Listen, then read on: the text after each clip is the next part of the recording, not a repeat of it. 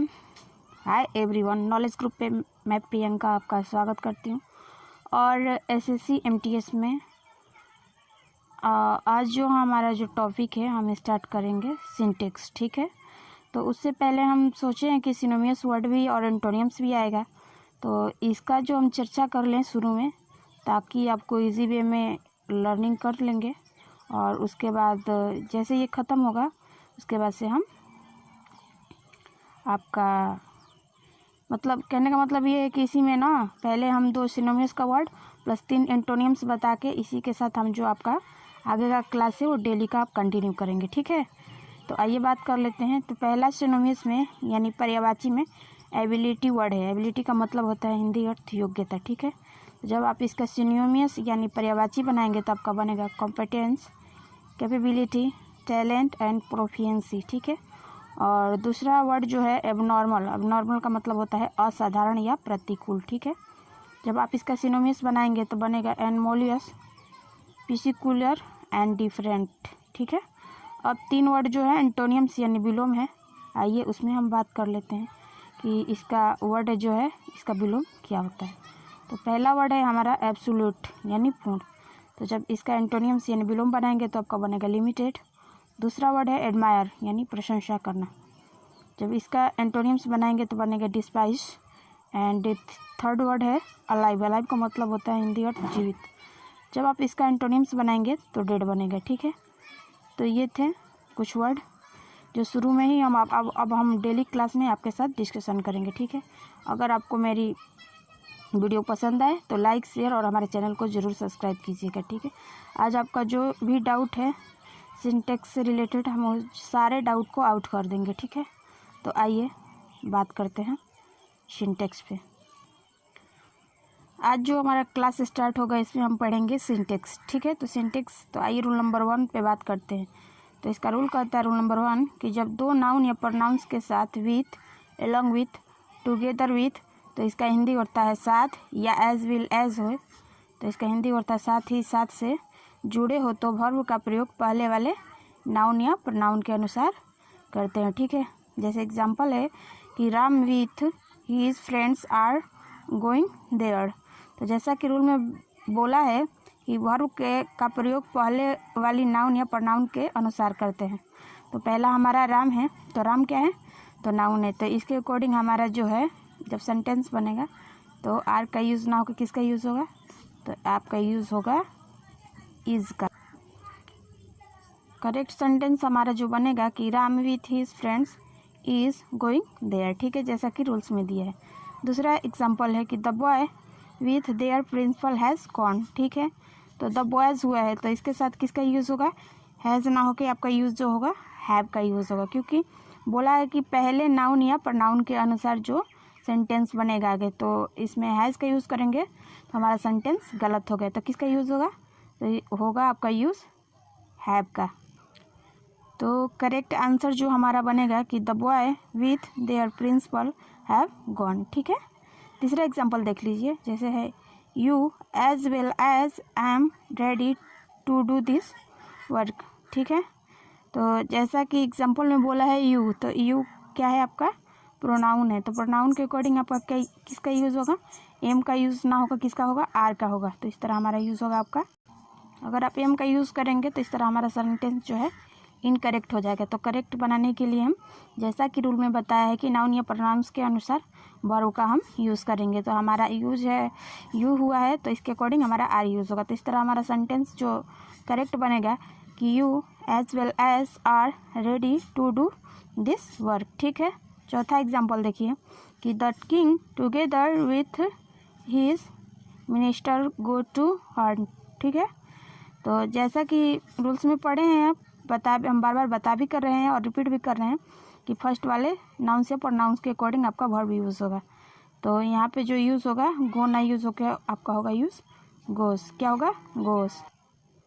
तो correct sentence जो बनेगा कि the king together with his minister goes to हर्न। ठीक है, तो आई होप कि ये रूल आपको समझ में आ गया होगा। आइए इसमें आगे और भी रूल है जिसका हम आपके साथ डिस्कशन करेंगे। ठीक है, आई होप कि आपको अगर क्लास पसंद आए तो लाइक, शेयर और सब्सक्राइब मेरे चैनल को ज़रूर कीजिएगा।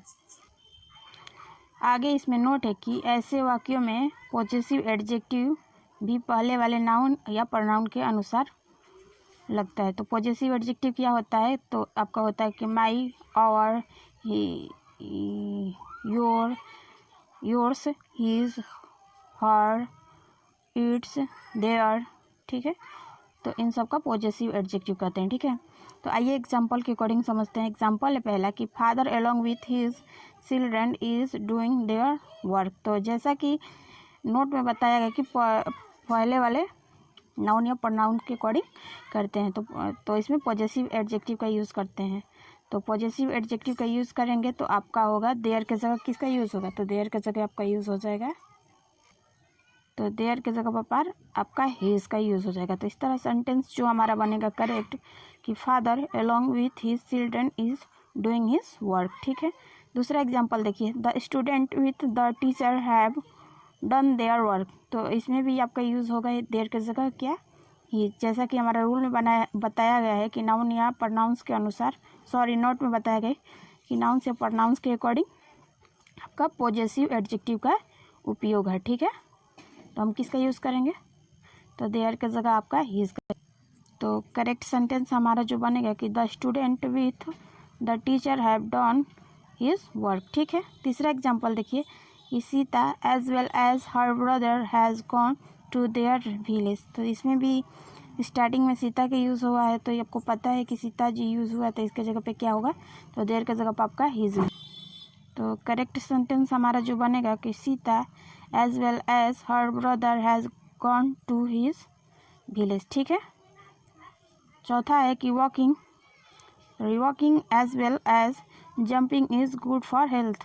टहलने से अच्छा जंपिंग करना क्या है, हमारे हेल्थ के लिए अच्छा है, ठीक है। उतना ही अच्छा है जितना कि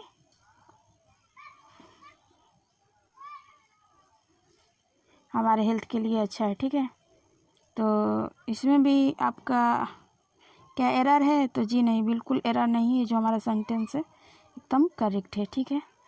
तो ये थे रूल प्लस नोट, आपको अच्छे से समझ में आ गया होगा। आइए इसमें आगे और भी रूल है जिसका हम आपके साथ डिस्कशन करेंगे। आप हमारे क्लास को ज़रूर लाइक कीजिएगा और शेयर भी कीजिएगा। तो रूल नंबर 2 है कि जब दो नाउन या प्रोनाउन के साथ आइदर आर, इसे हिंदी में, इसमें हिंदी का अर्थ होता है आइदर आर का या तो या नाइदर नॉट, इसका हिंदी अर्थ होता है ना तो ना। और तीसरा जो है नॉट ओनली बट ऑल्सो, तो इसका हिंदी अर्थ होगा न केवल बल्कि। और चौथा जो है और, तो इसका हिंदी अर्थ होगा या से जुड़े हो तो वर्ब का प्रयोग नज़दीक वाले नाउन या प्रोनाउन के अनुसार करते हैं, ठीक है। तो जैसा आपका एग्जाम्पल है कि आइदर यू और आई एम गोइंग, तो देख रहे हैं ना आइदर के साथ किसका यूज़ हुआ है, आर का, तो ठीक है। तो इसका हिंदी अर्थ क्या हम बताए थे, या तो या, तो इसका होगा या तुम या मैं आर गुइल्टी, क्या है, दोषी हैं, ठीक है। दूसरा एग्जाम्पल है कि neither boys not the principal was at flood, ठीक है। तो इसका हिंदी अर्थ होगा ना तो लड़के और ना ही प्रधानाचार्य क्या हैं, दोषी हैं, ठीक है। तीसरा एग्जाम्पल है कि not only he but also I am going, ठीक है। तो जब आप इसका हिंदी अर्थ निकालेंगे तो नॉट ओनली और बट ऑल्सो का हम क्या अर्थ बताएं, न केवल बल्कि, ना केवल वह बल्कि आई एम गोइंग, मैं भी जा रहा हूँ, ठीक है। चौथा एग्जाम्पल देखिए कि ही और आई एम ऑल एट सी, ठीक है। तो इसका हिंदी अर्थ होगा, और क्या बताए थे, या वह या मैं क्या है, असमंजस में पड़े हैं, ठीक है। पांचवा एग्जाम्पल है कि नाइदर यू और ही कैन गो देयर। तो इसमें कहाँ पे एरर है ये हमें आप बताएंगे। तो जैसा कि हम रूल में पढ़े हैं, नाइदर क्या लेता है आपका, नॉर लेता है ना कि और। तो आर की जगह पर हम किसका यूज़ करेंगे, नॉर का। तो करेक्ट सेंटेंस जो आपका बनेगा कि neither you nor he is going there, ठीक है। तो आई होप कि आपको ये रूल्स प्लस एग्जाम्पल समझ में आ गया होगा, ठीक है। आइए आगे इसमें और भी रूल है जिसका हम डिस्कशन आपके साथ करेंगे, ठीक है। तो आगे इसमें नोट है कि अगर आइदर आर या नाइदर नॉट या नॉट ओनली बट आल्सो या और का प्रयोग में नॉर या और के साथ जो पार्ट ऑफ स्पीच जुड़ेगा वैसा ही पार्ट ऑफ स्पीच इन तीनों के साथ यानी आइदर आर नाइदर नॉर या नॉट ओनली बट आल्सो के साथ भी जुड़ेगा, ठीक है। जैसे एग्जाम्पल है कि he has eaten neither a mango nor an orange, ठीक है। दूसरा एग्जाम्पल है कि he is visiting neither Delhi nor Shimla, ठीक। तीसरा एग्जाम्पल है कि Sita will beat not only Ram but also Shyam, ठीक है।